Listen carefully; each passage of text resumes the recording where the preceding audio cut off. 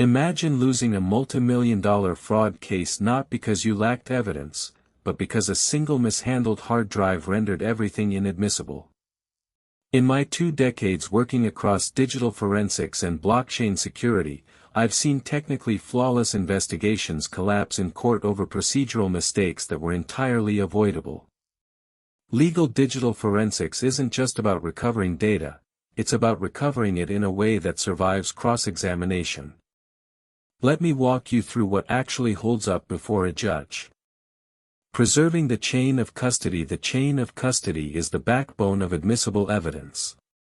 If you can't prove who touched the data, when, and how, opposing counsel will dismantle your case regardless of what you found. In practice, this means documenting every single action from seizure to presentation. When I acquire a storage device, I immediately generate a cryptographic hash, typically SHA-256, and record it in a signed acquisition log. Any future verification must produce the identical hash. A mismatch signals tampering. A concrete example, in a corporate espionage investigation I supervised, we logged 47 distinct custody transfers over 8 months. Because each transfer was time-stamped, hashed, and countersigned, the defense's motion to suppress failed instantly.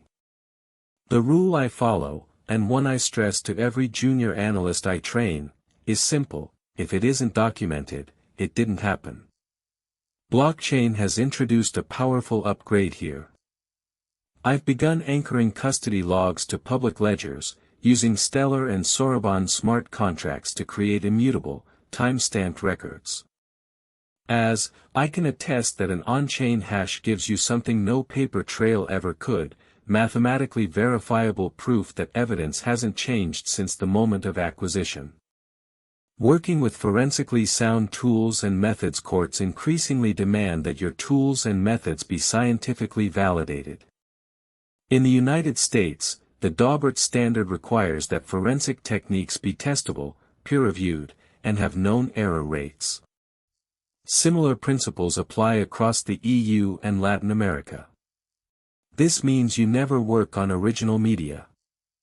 I always create a bit-for-bit forensic image using write blockers, hardware devices that physically prevent any modification to the source drive. All analysis happens on the copy, while the original stays sealed. For blockchain investigations, the challenge shifts. Tracing tokenized assets across a Stellar network or smart contract interactions requires specialized tooling to reconstruct transaction flows, identify wallet clustering, and de-anonymize movement patterns.